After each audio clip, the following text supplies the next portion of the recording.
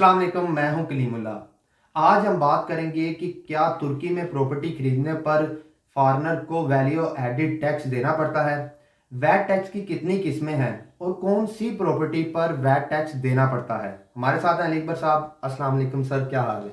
वालेकुम अस्सलाम कलीमुल्लाह। मैं ठीक हूँ, आपका क्या हाल है? अल्हम्दुलिल्लाह सर, मैं ठीक हूँ। सर आप हमें यह बताएं कि क्या तुर्की में प्रॉपर्टी खरीदने पर फॉरेनर को वैल्यू एडिड टैक्स देना पड़ता है। जी कलीमुल्लाह, टॉपिक बहुत अच्छा है आपका। बहुत शुक्रिया सर। और सबसे खुशखबरी की बात ये है कि तकरीबन 2017 में जो है वैल्यू एडिड टैक्स फॉरेनर के लिए ख़त्म कर दिया गया था। 2017 में अप्रैल 2017 में गवर्नमेंट ऑफ टर्की ने फॉरेनर के लिए वैल्यू एडिड टैक्स ख़त्म कर दिया।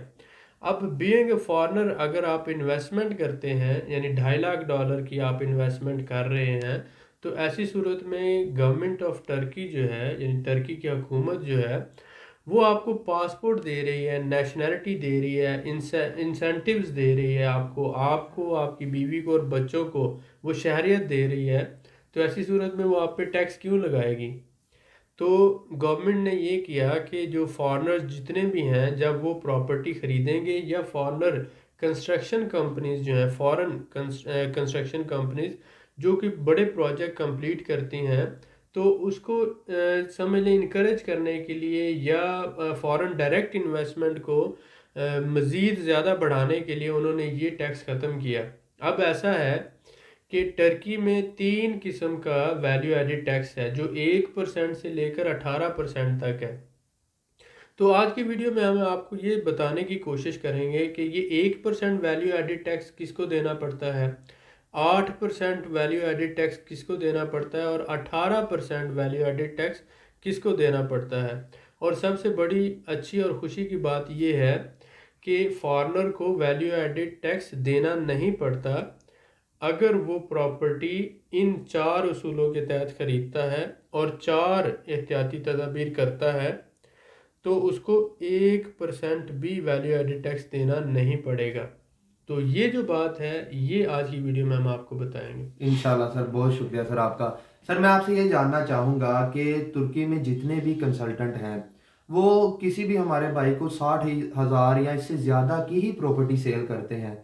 इससे कम जो ऑफर्स हैं वो क्लाइंट को क्यों नहीं दी जाती। जी बिल्कुल करीमुल्लाह, ये जो बात है ये सबसे अहम बात है कि जैसा कि आप देखें कि जितनी भी नई प्रॉपर्टीज़ हैं, जितने भी नए प्रोजेक्ट्स हैं, उसमें ये है कि 1 स्क्वायर मीटर जो जगह है उसकी वैल्यू है तकरीबन $1,000। जी सर। तो जब आप छोटे छोटा घर जो स्टूडियो अपार्टमेंट 45 स्क्वायर मीटर का होता है, लेकिन 1+1 जो अपार्टमेंट है, 1+1 यानी एक बेडरूम और ड्राइंग वाला जो घर होता है, वो 65 स्क्वायर मीटर यानी 65 स्क्वायर मीटर से शुरू हो रहा होता है। बिल्कुल ठीक है तो सर। अगर $900 का भी 1 स्क्वायर मीटर बने, तो इस तरह से वो $60,000 की प्रॉपर्टी बनती है। जी सर। तो मोस्टली क्या होता है कि ये नई प्रॉपर्टीज़ होती हैं और नए प्रोजेक्ट्स होते हैं जो ये कंसल्टेंट ऑफर कर रहे होते हैं, और इन्होंने कंपनी के साथ मिलकर एक जॉइंट वेंचर किया हुआ होता है। जी सर। और कंपनी ने इनको ऑफर दी हुई होती है कि आप जब ये प्रॉपर्टीज हमारी सेल करेंगे तो हम आपको एडिशनल जो है इतने परसेंट मुनाफा आपको देंगे। बिल्कुल ठीक है तो सर। इस बेस पर वो जो कंपनी इनको 5% या 10% जो भी मुनाफा देती है, इसी उसी मुनाफे पर ही तो ये अपने ऑफिस और अपना ये पूरा सेटअप चला रहे होते हैं। सही हो तो गया सर। इसलिए इनको सूट नहीं करता कि ये $15,000 वाली प्रॉपर्टी, पुरानी प्रॉपर्टी, $20,000 वाली, $25,000 वाली या $30,000 वाली जो प्रॉपर्टी है, जो फैमिलीज माइग्रेट कर रही हैं, जो लोग यानी कि जो जॉब करने वाले तबका है हमारा, या जो ऐसे लोग हैं जो किसी मजबूरी के तहत पाकिस्तान से ट्रैवल करना चाहते हैं, दुबई से, सऊदी अरब से, इंडिया से, इसी तरह से बर्मा से, या दुनिया के किसी भी मुल्क से वो ट्रैवल करना चाहते हैं किसी मजबूरी की वजह से, बिल्कुल सही है। और उनके पास ना ही $50,000 है, उनके पास ना ही $2 लाख है, उनके पास ना ही $2.5 लाख है, लेकिन उनकी मजबूरी है कि वो किसी इस्लामी मुल्क में चले जाएं और वो अपने बच्चों के साथ अपनी ज़िंदगी आराम सुकून से गुजार सकें। सही हो गया सर। तो ये जो हमने पैकेज दिया, हमने ये कोशिश की कि हम उनके लिए सस्ते घर ढूंढ के दें और लोकल पॉपुलेशन से ढूंढ के दें। इनमें ज़्यादातर जो लोग हैं उनको तो टर्किश लैंग्वेज नहीं आती, जी सर। जब उनको टर्किश लैंग्वेज नहीं आती, वो खुद प्रॉपर्टी डीलर बने हुए हैं, प्रॉपर्टी कंसल्टेंट बने हुए हैं, तो जब उनको वो जितनी भी बात करेंगे इंग्लिश में ही बात करते हैं, किसी से करते हैं तो। और बड़ी बड़ी कंपनीज ने अपने इंग्लिश स्पीकिंग स्टाफ रखा हुआ है। अब ये जाके मोहल्लों में, जगहों में, मुख्तलिफ जो एरियाज़ में जाके टर्किश लोगों के साथ निगोशिएट करके, उनके साथ बात करके, या टर्किश जो भी प्रॉपर्टी सेल कर रहे हैं उन सेलर से ये कम्युनिकेट नहीं कर सकते, जी सर, क्योंकि बिल्कुल इनको ठीक। खुद लैंग्वेज नहीं आती। जब इनको लैंग्वेज नहीं आती, उनके साथ कम्युनिकेट करके ये सस्ती प्रॉपर्टी ढूंढ कर नहीं दे सकते लोगों को। तो ये एक बैरियर होने की वजह से इन्होंने आसान हल ये निकाला कि बड़े बड़े प्रोजेक्ट्स के साथ मिलकर उनकी आगे एडवर्टाइजिंग टीम बन गए, और इन्होंने यूट्यूब चैनल बना के बैठ गए, और इस तरह से इन्होंने प्रॉपर्टीज ऑफर करना शुरू कर दी। सही हो गया यानी सर। कि इनका अपना जो बैकग्राउंड था, इन्होंने ये कोशिश ना की कि आने वाले लोगों की खिदमत की जाए। उनमें 100 बंदे में से मसलन जैसे हम कहते हैं कि जब सेंचुरी बनाई जाती है तो हर बॉल पे छिक्का नहीं लगता, ऐसा ही है सर, बिल्कुल। सिक्सर हर बॉल पे नहीं होता, और हर बॉल पे फोर भी नहीं बनता। इसी तरह से बाज दफ़ा सिंगल, डबल, और उसके बाद सिक्सर या फोर की बात आती है। बिल्कुल सर, ऐसा ही तो है। ये लोग क्या कहते हैं, ये कहते हैं कि हमारे पास सिर्फ वही इन्वेस्टर है जिसने $1 लाख इन्वेस्ट करना है, या कम से कम $60,000 इन्वेस्ट करना है, या जिसने $2 लाख या $2.5 लाख इन्वेस्ट करना है। यानी इनके पास कोई मजबूर बंदा, या जो कोई जॉब करने वाला बंदा है, या कोई छोटा मोटा अपना सेटअप बनाना चाहता है, फैमिली के साथ आना चाहता है, ये उसको किसी किस्म की कोई सर्विस नहीं देते। क्यों? क्योंकि इनको कमीशन नहीं बचेगा, क्योंकि इनको बड़ी रकम उसमें से नहीं बचेगी, क्योंकि ये उसमें कोई 20-30 हज़ार डॉलर की दिहाड़ी नहीं लगा सकेंगे। बिल्कुल सर, ऐसा ही है। तो ये गैप होने की वजह से, ये प्रॉब्लम होने की वजह से हमने ये कोशिश की, क्योंकि हम 12 साल से टर्किश लोगों के साथ काम कर रहे हैं, मुझे पूरी टर्किश लैंग्वेज आती है। हमारे तकरीबन 4 से 5 हज़ार टर्किश लोगों के जो बिजनेसेस हैं, जो बिजनेसमैन हैं, उनके साथ हमारे कॉन्टैक्ट्स हैं। इंपोर्ट एक्सपोर्ट में भी हैं, सर्विस सेक्टर में भी हैं, हर तरह के बिजनेस में हैं, और हर शहर में हैं। जी सर, ठीक हो गया। अब बात यह है कि हमें सपोज करें कि मुझे प्रॉपर्टी लेनी है कोई बुरसा के अंदर, तो मुझे कोई मसला नहीं है। मुझे इजमीर में लेनी है, मुझे कोई मसला नहीं है। मुझे अगर ट्रैबजोन में प्रॉपर्टी लेनी है अपने क्लाइंट के लिए, तो मुझे कोई मसला नहीं है। मैं एक छोटे से गांव में जाकर, एक छोटे से मोहल्ले से भी प्रॉपर्टी खरीद सकता हूँ। क्यों? क्योंकि हमारी टीम वसी है, और अब मुझे खुद टर्किश लैंग्वेज आती है। मैं उस गांव के उस बंदे के साथ कम्युनिकेट करके, उससे निगोशिएट करके रेट कम करवा सकता हूँ। बिल्कुल सर, ऐसा और ही है। मुझे हर एरिया का पता है। और आपको पता है कि जब हमने ये 4-5 महीने पहले बात शुरू की, हमारी पहली वीडियो जब आई कि आप टर्की में सिर्फ 15 या 20 हज़ार डॉलर की प्रॉपर्टी लेकर भी रेजिडेंस ले सकते हैं। बिल्कुल सर, ऐसा ही है। टर्की का ऐसा कोई कानून नहीं है कि जिसमें आप $1 लाख की तो प्रॉपर्टी लें तो आपको, हालांकि उसका तो सिर्फ इन्वेस्टर के लिए ना, कि $2.5 लाख की लोगे तो आपको पासपोर्ट मिलेगा। ऐसा ही है सर। अगर आप $1 लाख की ले रहे हैं तो आप 2.5 लाख की तो नहीं ले रहे। तो इसका मतलब है कि $1 लाख की प्रॉपर्टी लें या आप 60,000 की प्रॉपर्टी लें, तो भी आपको प्रॉपर्टी रेजिडेंसी मिलता है। बिल्कुल सर, ऐसा अगर ही आप है। $20,000 की प्रॉपर्टी ले रहे हैं तो फिर भी वही आपको प्रॉपर्टी रेजिडेंस मिलेगा। गवर्नमेंट तो कहती है अगर आप $10,000 का भी घर ले लें, एक ही कमरे वाला घर ले लें, हमें आपने सिर्फ उसके डॉक्यूमेंट देने हैं, हम आपको उसकी बेस पे रेजिडेंस दे देंगे। उन्होंने कोई मिनिमम की लिमिट नहीं रखी इसमें, प्रॉपर्टी रेजिडेंस में। बिल्कुल तो सर, ऐसा जब ही है। ये लोग $1 लाख का घर लेके उसको प्रॉपर्टी रेजिडेंस लेके दे रहे होते हैं, तो जब हमने ये ऑफर किया कि $20,000 में आप प्रॉपर्टी रेजिडेंस ले सकते हैं, तो बहुत से लोगों ने कहा क्या ये हकीकत है? आप लोग ये बात क्यों नहीं समझते कि जब $60,000 का घर लेंगे या $1 लाख का घर लेंगे, तो आप अगर $1 लाख का भी घर लेते हैं तो आपने 2.5 लाख तो इन्वेस्ट नहीं किया। $2.5 लाख इन्वेस्ट करने के बाद आपको पासपोर्ट मिल सकता है। तो इसका मतलब ये है कि वो $2.5 लाख की प्रॉपर्टी होनी चाहिए।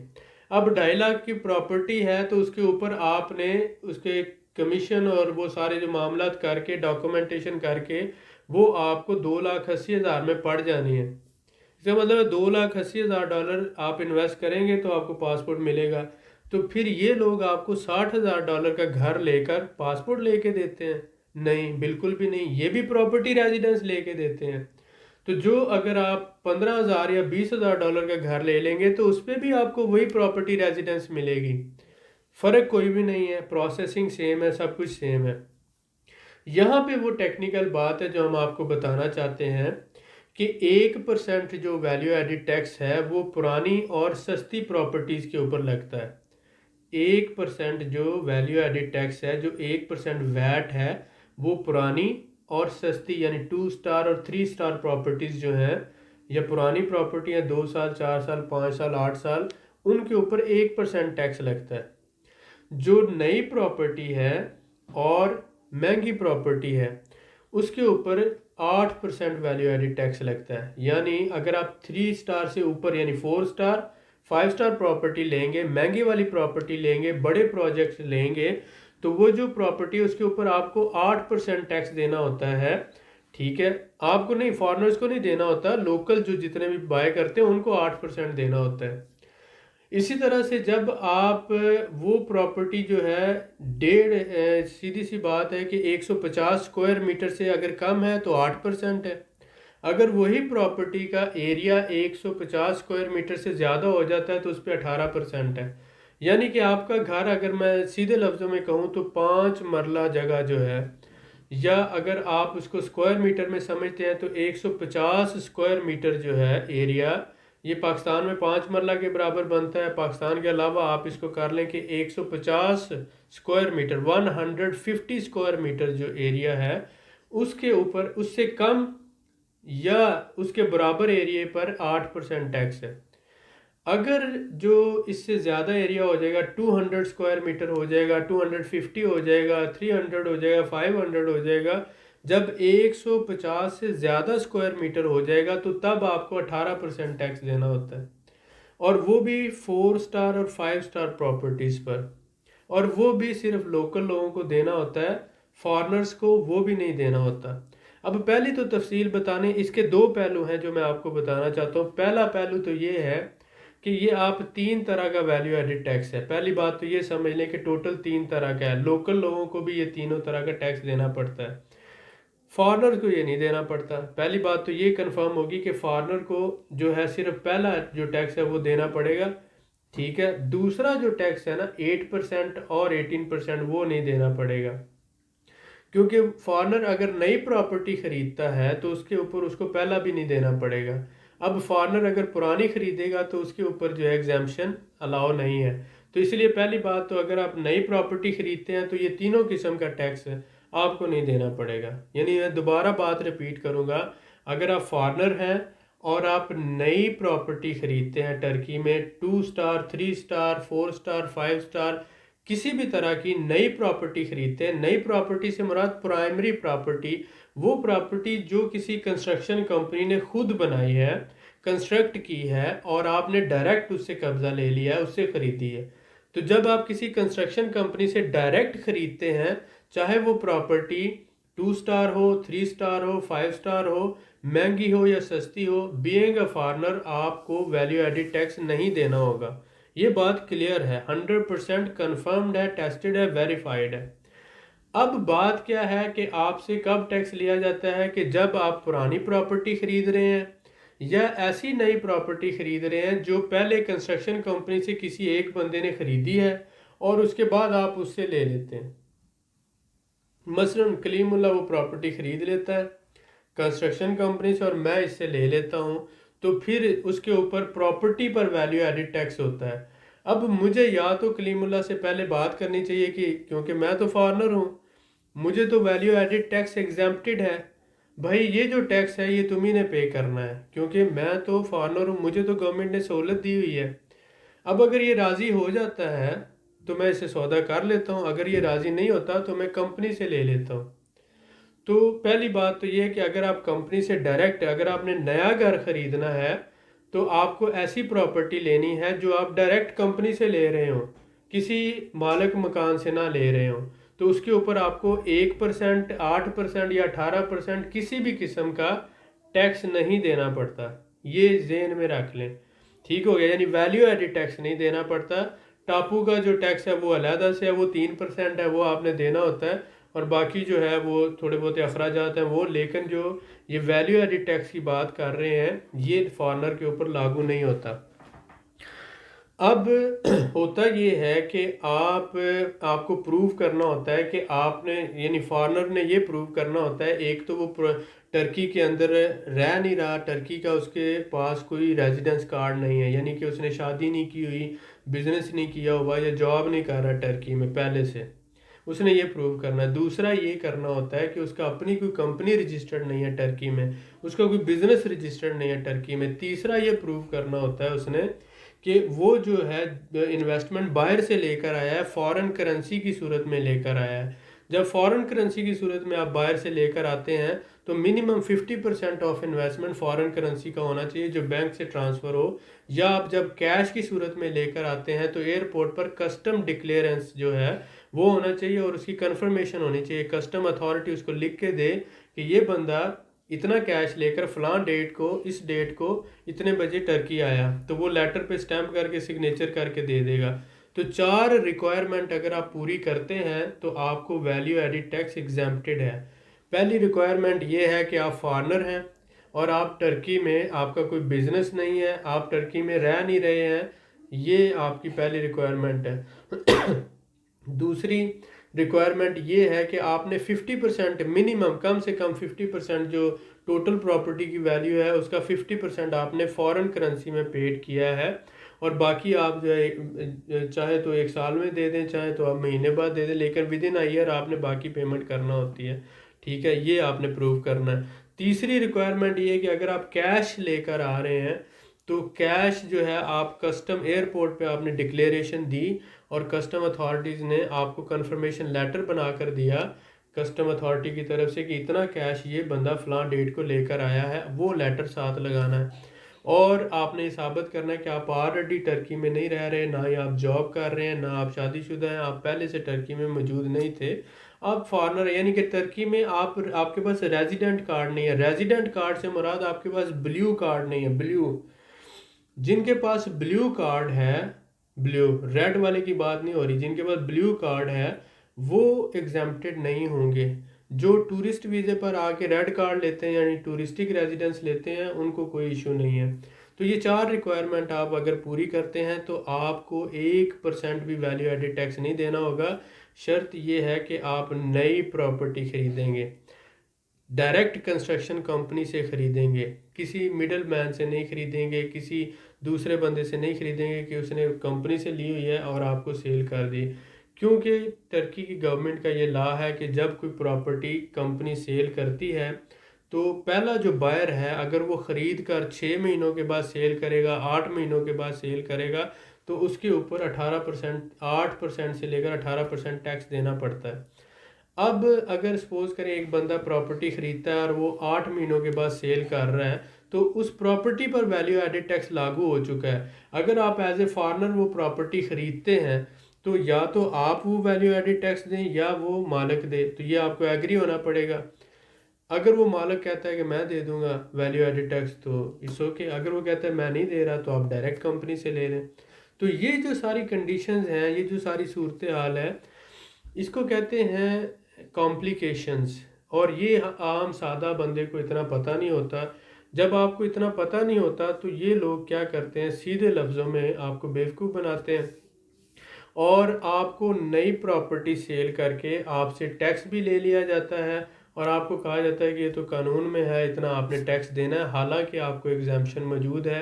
आप पहली रिक्वायरमेंट भी पूरी कर रहे हैं कि आप कैश ला रहे हैं, फॉरेन करेंसी लेकर आ रहे हैं, आप फॉरेनर हैं, पहले टर्की में रहते भी नहीं हैं, आपका कोई बिजनेस भी नहीं है टर्की में, ये रिक्वायरमेंट भी पूरी होगी। अगर आप कैश लेकर आ रहे हैं तो आपको चाहिए एयरपोर्ट से वो आप डिक्लेरेशन फॉर्म बनवा के ले आए, कोई मसला नहीं है।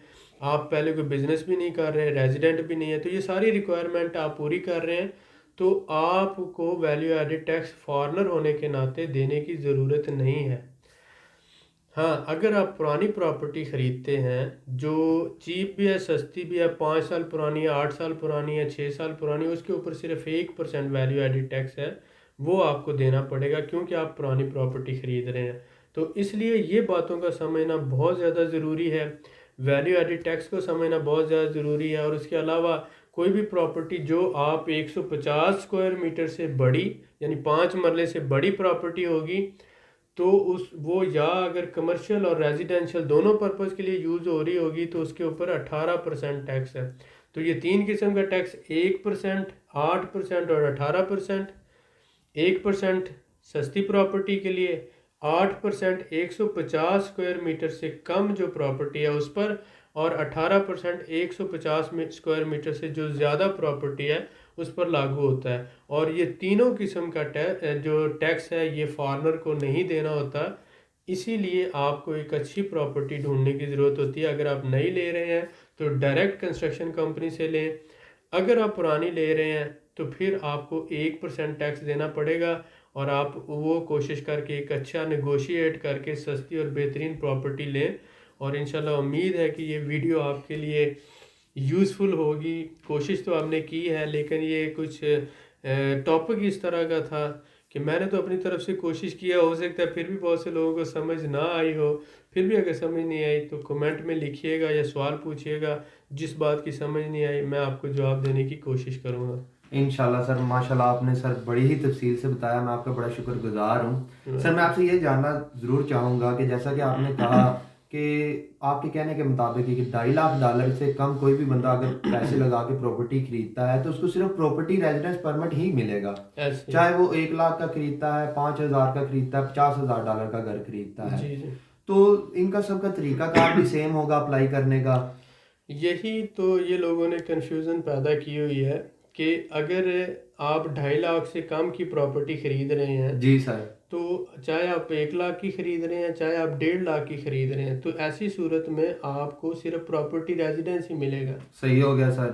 अगर आप वो $20,000 की भी खरीद लेंगे ना, $15,000 की भी खरीद लेंगे, फिर भी आपको प्रॉपर्टी रेजिडेंस ही मिलेगा, पासपोर्ट फिर भी नहीं मिलेगा। अप्लाई करने का तरीका भी सेम इनका? अप्लाई करने का भी तरीका सेम है, सेम कानून लागू होता है, सब कुछ सेम है। इसका मतलब है कि जो बंदा 15 या $20,000 की प्रॉपर्टी खरीद रहा है जी सर। और दूसरा बंदा 1.5 लाख की प्रॉपर्टी खरीद रहा है, तो कानून की नज़र में दोनों बराबर हैं। सही हो गया सर। तो ये जो लोग कहते हैं कि 20,000 की प्रॉपर्टी पे प्रॉपर्टी रेजिडेंस नहीं मिलता, इनको ये सोचने की ज़रूरत है कि 1 लाख की प्रॉपर्टी पर किस कानून के साथ तहत मिल रहा है। जब 1 लाख की प्रॉपर्टी पे मिल रहा है तो इसका मतलब है आप 15,000 की भी प्रॉपर्टी ले लेंगे तो आपको मिल जाएगा। बिल्कुल ठीक सर, है। ऐसा ही है। अब इन्वेस्टर सिर्फ वही है गवर्नमेंट की नज़र में जिसने $2.5 लाख इन्वेस्ट किया है। बिल्कुल बाकी सही। ये जो दोनों है 20,000 वाला भी और 1 लाख वाला भी, इन दोनों को 5 साल के बाद पासपोर्ट मिलेगा। इनको 3 माह या 6 माह के बाद नहीं मिलेगा, 5 साल के बाद मिलेगा। लेकिन जो $2.5 लाख जिसने इन्वेस्ट किया है उसी को 3 माह के बाद पासपोर्ट मिलेगा। सही हो गया तो सर। इसका मतलब ये है कि अगर आप 1 लाख की प्रॉपर्टी खरीदते हैं या 20,000 की खरीदते हैं, आप दोनों बराबर हैं कानून की नज़र में और दोनों को ही प्रॉपर्टी रेजिडेंस मिलेगा। जी सर, बिल्कुल ठीक है। बहुत शुक्रिया सर आपका, आपने बड़ी तफसील से मेरे इस सवाल का भी जवाब दिया जो हमारे भाइयों के लिए बहुत ज़रूरी था। फिर भी इसके अलावा अगर हमारे किसी भाई को वैट के बारे में, वैल्यू एडेड टैक्स के बारे में या किसी भी चीज़ के बारे में जानना हो तो वो कमेंट करें, इंशाल्लाह ज़रूर आपके कमेंट का रिप्लाई किया जाएगा और देखा जाएगा कि अगर आप का जो सवाल है वो रीज़नेबल है तो उस पर मैं वीडियो बनाने की भी कोशिश करूँगा इंशाल्लाह। मज़ीद मालूमात के लिए हमारे चैनल को सब्सक्राइब करें, वीडियो को लाइक करें और शेयर करें, बेल आइकन को ज़रूर प्रेस करें ताकि अगली वीडियो आपको मिल सके। अल्लाह हाफिज़।